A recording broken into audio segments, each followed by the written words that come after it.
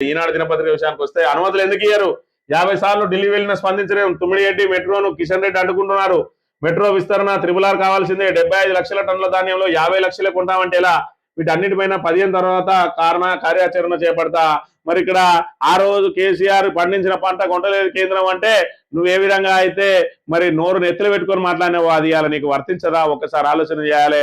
రెండోది 50 సార్లు అయినా కూడా మరి సహకరిస్తలేరు అంటావు, బడే బాయ్ అంటావు. టీఆర్ఎస్ వాళ్ళకు కేంద్రంతో ఏ విధంగా సఖ్యతతో మెదలాలనో తెలియదు.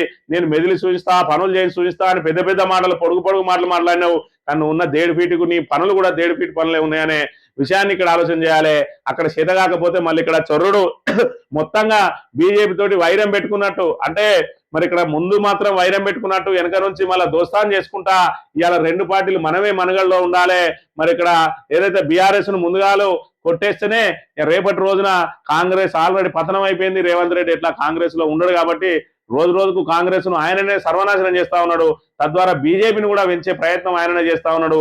రేపటి రోజు నేను తెలుగుదేశం నుంచి పోటీ చేసి మరి ఆ తెలుగుదేశం, బీజేపీ, జనసేనల ద్వారా ఇలా కూటమిని ఏర్పాటు చేసి రేపటి రోజున రేవంత్ రెడ్డి ఖచ్చితంగా మరి ఆయనను ముఖ్యమంత్రిగా మరి ఏదైతే మరి పదవీ కాలం పూర్తయ్యేరాక ఉంచుతారా, మధ్యలో తొలగిస్తారా అంటే తొలగించే అవకాశం అయితే లేదు. ఎందుకంటే రేవంత్ రెడ్డి ఆల్రెడీ బీజేపీ తోటి అంటగాగుతా ఉన్నాడు, తెలుగుదేశం తోటి అంటగాగుతా ఉన్నాడు. కాబట్టి ఈయన పార్టీని చీల్చి పక్క అటు వెళ్ళిపోయే ప్రమాదం ఉంటుంది. కాబట్టి టెక్నికల్ గానైనా మరి ఇలా కాంగ్రెస్ అక్కడ నిలబడి ఉండాలంటే రేవంత్ రెడ్డిని కదిలియద్దు. అదే విధంగా ఇవాళ మరి వీలైనంత వరకు తెలంగాణ నుంచి వచ్చే ఆదాయాన్ని పార్టీ పెంపు కోసం ప్రయత్నం చేసుకోవాలి.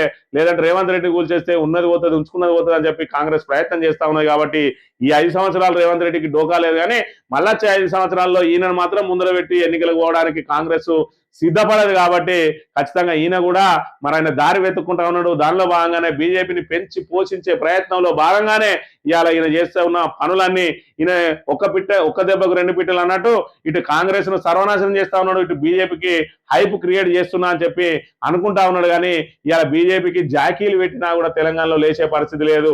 ఎందుకంటే బీజేపీ నేతలందరూ కూడా మరి ఇక్కడ తమ స్వప్రయోజనాల కోసం ఇవాళ రేవంత్ రెడ్డి తోటి మిలాఖత్ అయి ఇవాళ ఎవరికి వాడు సొంత పనులు చేసుకుంటా ఉన్నారు, ప్రతిపక్ష పాత్ర పోషిస్తలేరు అని చెప్పి పూర్తిగా తెలంగాణ ప్రజలకు అవగతమైంది. కాబట్టి ఎవరు కూడా బీజేపీని నమ్మే పరిస్థితి లేదు.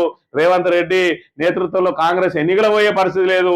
కాంగ్రెస్ ఇంకో 40-50 సంవత్సరాలు తెలంగాణలో మనుగడ సాధించే పరిస్థితి కూడా లేదు. కాబట్టి ఈ 2.5 సంవత్సరాలు తెలంగాణను మరి ఇక్కడ ఇంకా దోపిడీకి గురి కాకుండా కాపాడుకోవాల్సిన బాధ్యత తెలంగాణ ప్రజలదే అని తెలియజేస్తూ ఇది ఈ రోజు మార్నింగ్ న్యూస్. తెలియబడతాం. Thank you very much.